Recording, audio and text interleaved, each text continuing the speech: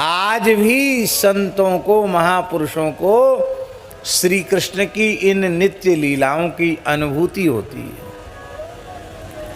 आज भी माखन चोरी हो रही है।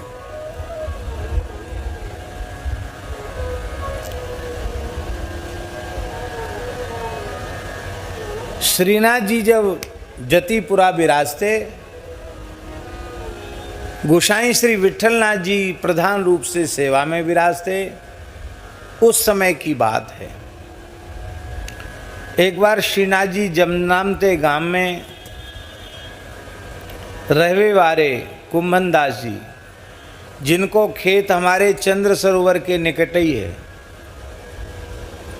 चंद्र सरोवर के सूर्यश्याम गौशाला के आसपास में ही खेत है, कुंभनदास जी का खेत अभी भी है उनके वंशजों का। तो कुंभनदास जी अपने खेत पे सोए रहे और श्रीनाथ जी पहुंच गए। कुंभनदास जी को जगाया और जगा के बोले कि पैंठा गांव में गोपी के घर में चोरी करवे चलें। पैंठा है ना पास में, तो पैंठा है वहाँ से, तो पैंठे में चलें, एक गोपी के घर में माखन चोरी करवे चलें। कुंभनदास जी बोले कि जय जय, हम पे चोरी करवो ना आवे। ठाकुर जी बोले चोरी करवे में का वेद पढ़े जाएं, मैं सिखा दूंगा चोरी करवो कहा है, चलो हमारे संग। अब ठाकुर जी कह रहे हैं तो ले आए। तो कहा श्री गोसाई जी इतना बढ़िया बढ़िया भोग धराते हैं और फिर भी आप चोरी करने की बात कह रहे हो।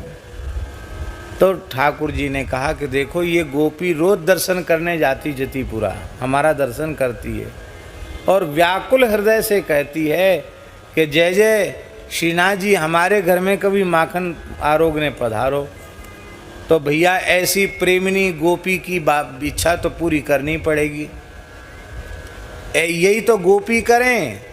आज मेरे अंगना में आओ नंदलाल, चले आओ गोपाल, दर्शन की प्यासी गुजरिया श्याम। हम लोग रासलीला में सुनते हैं, तो ठाकुर जी आते हैं। तो आज ठाकुर जी लेके गए और ये बात तो बहुत पुरानी है। 1984 में जब हम अपने गुरुदेव के साथ ब्रज की 84 कोस की परिक्रमा करी, उस समय का दृश्य, 1984 का दृश्य और अब के दृश्य में बहुत अंतर आ गया। उसमें ब्रज के गांव गांव में कच्चे मकान थे। 1984 की बात बता रहे हैं। छप्परन वाले मकान गैया के गोबर से, मिट्टी से लिपे हुए ऐसे मकान थे पहले सब ब्रजवासियों के। पक्के मकान तो गामन में कहाँ दिखते। तो ठाकुर जी ने कुंभनदास जी को दीवाल के पास खड़ा कर लिया और स्वयं कंधे पे चढ़ के दीवाल पे ठाड़े है के कुंभनदास जी का हाथ पकड़ के ऊपर ले लिया। फिर कुंभनदास जी को ऊपर से नीचे उतारे। ठाकुर जी छोटे, कुंभनदास जी बड़े हैं। फिर उनके कंधे पे चरण पधरा के ठाकुर जी नीचे उतर गए और छींके पे रखी भई माखन की मटकी, सो ठाकुर जी कुंभनदास जी के कंधे पे ठाड़े। ये कलयुग की लीला है, 450 साल पुरानी, इससे ज़्यादा पुरानी लीला ना है।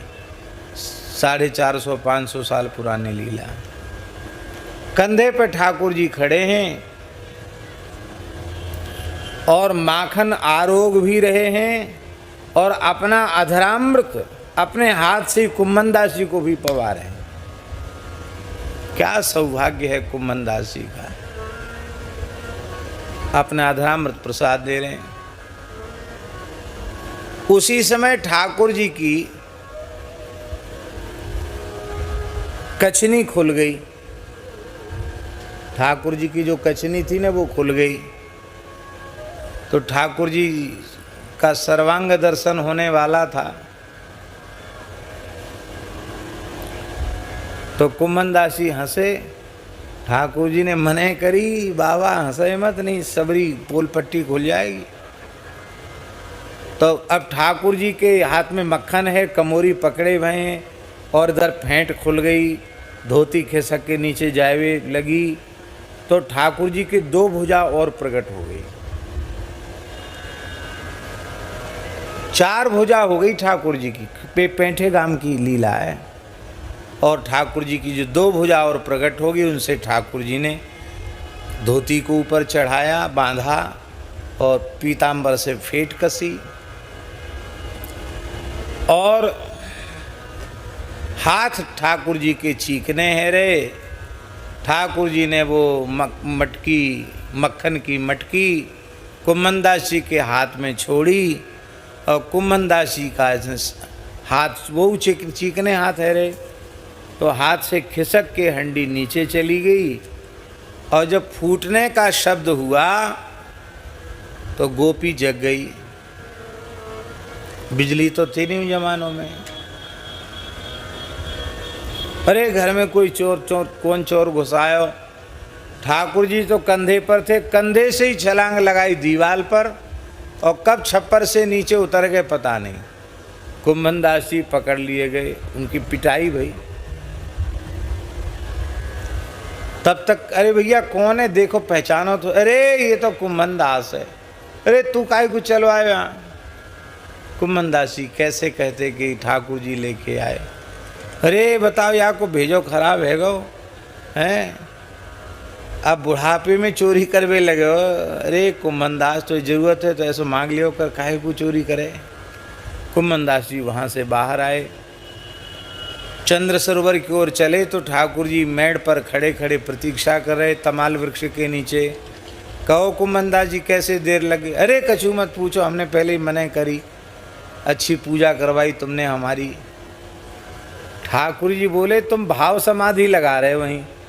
अरे चोरी में झटपट को काम हो, ये भाव समाधि लगावे की जरूरत थोड़ी पड़े। जैसे गोपी के जगते ही हम भगे, ऐसे तुम्हें भगनो चाहिए।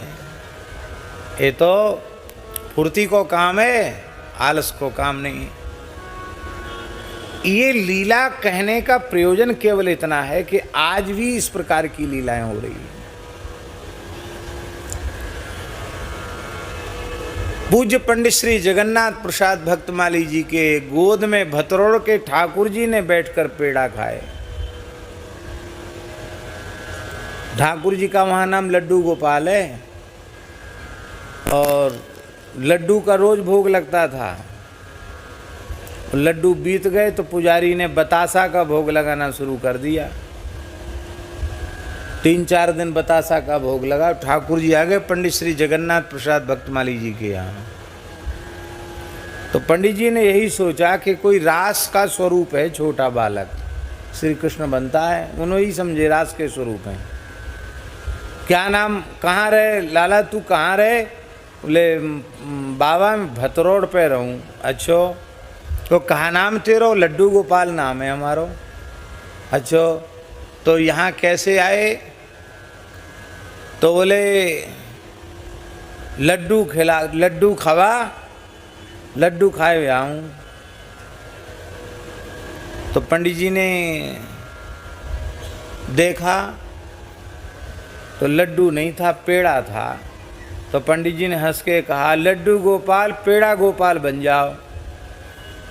तो ठाकुर जी बोले कोई बात नहीं, लड्डू ना है तो पेड़ा ही सही। बतासान ने कौन खावे रोज रोज। हाँ लिया, पेड़ा ही लिया।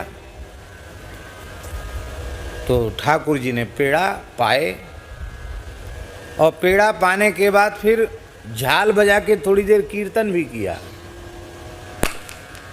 इसके बाद ठाकुर जी अंतर्धान हो गए। तब उनको लगा कि बालक अकस्मात कहाँ चला गया।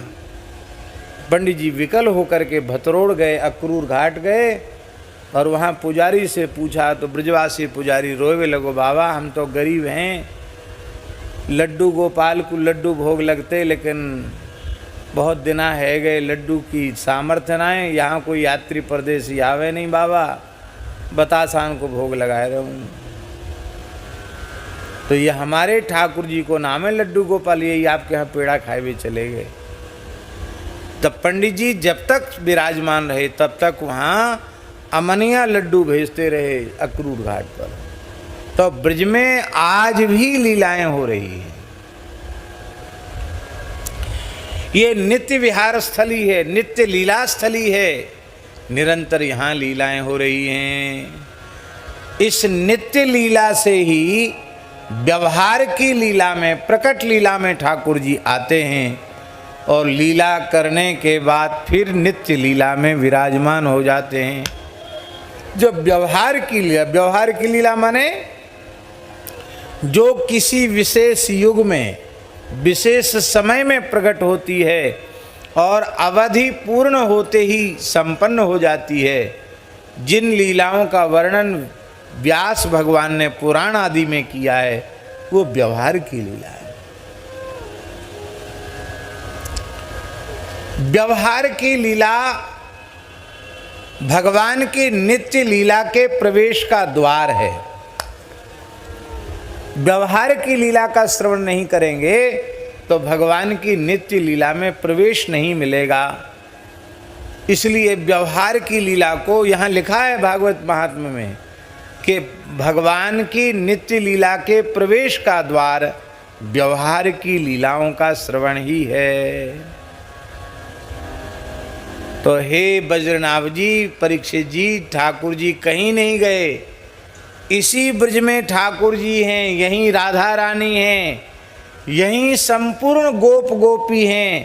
पहले नित्य लीला में विराजमान थे, नित्य लीला से प्रगट लीला में आए और प्रगट लीला पूरी होने के बाद फिर नित्य लीला में विराजमान हो गए।